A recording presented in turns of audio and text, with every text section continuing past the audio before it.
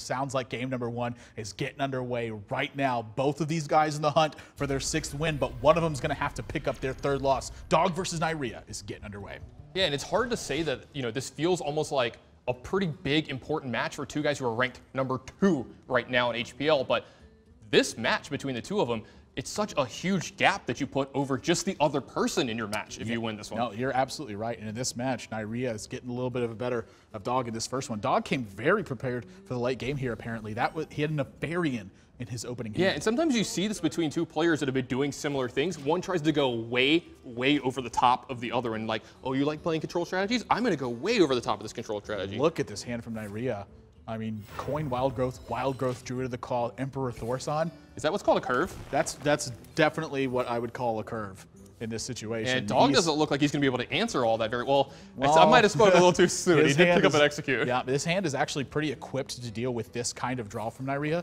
But if Neirea could put together something like Piloted Shredders, some Ancients of Lore, he can fight this kind of battle where all of his minions are getting answered. Keeper of the Grove is not going to be the card he needs to draw straight away. But look at him, the greetings. Can't help but smile with 2 Wild Growths. But Dog, he looks unfazed by this. Cool, calm, and collected. That's going to be the story for tonight of all of our players. Yeah, Dog has certainly always been very collected. Neirea, honestly, Lotheb is the best card he could have drawn. He shuts off Shield Slam this turn, and he's going to shred all of this armor. Yeah, huge draw for Neirea here. Love the Lotheb play here. As you said, shuts off Shield Slam and Shield Block. Yeah, I mean, Dog, he's in deep thought now. I mean, he was relying on this Shield Slam to kind of carry him through this turn, I think. He's going to have to settle for Deathbite.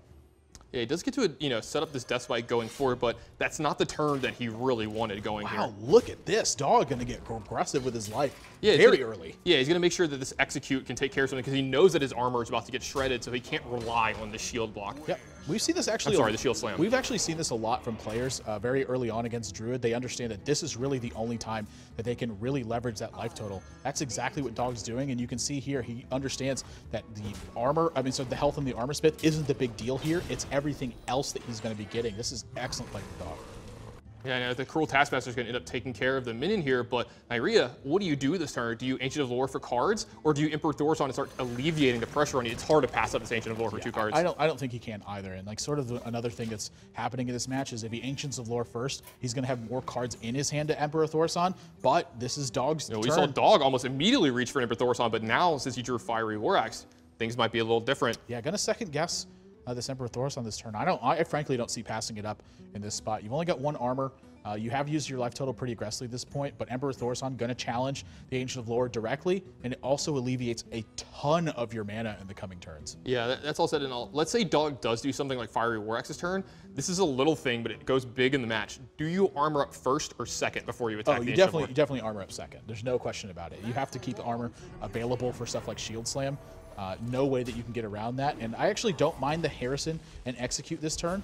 This does put a threat on the board. The major principle he's looking for here is to find the initiative with his threats. Yeah, I was bringing that up not just because of what you said, but you have Alexstrasza in your hand. But are you only looking to Alexstrasza Neirea in this game?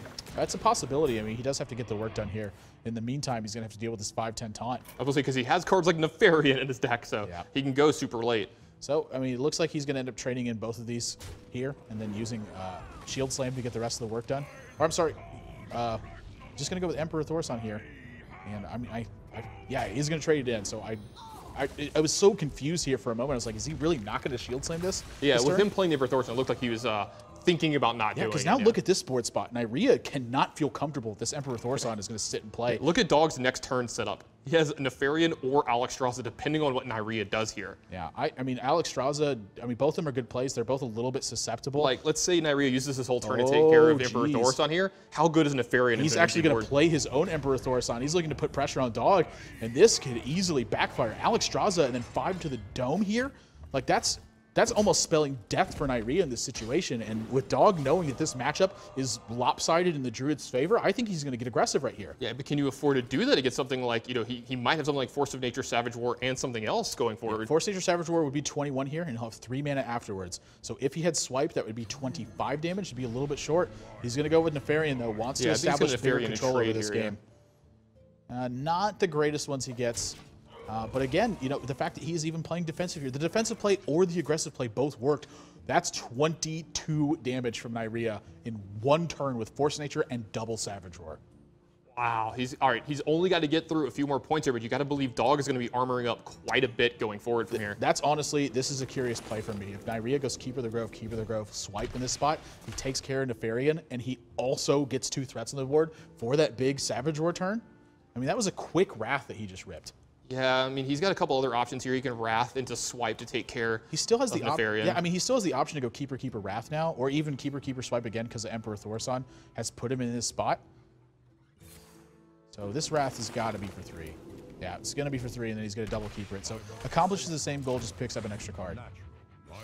Whoa, says it was a natural mistake. I'm curious exactly why he thought that was an error in this spot. I mean, maybe he's trying to throw Dog off and kind of trick him into making a worse play than you normally would. Yeah, and you're going to see Dog doing a lot of math here, wondering, am I dead? This is like Force of Nature Savage Roar next turn. Yeah. Force of Nature Savage Roar with both minions in play would be 22 points of damage. We know that he has the second Savage Roar. Yeah. That is a lot. Yeah, that's plus another 12. That would be 34 Does the damage. Dog have any way out of this?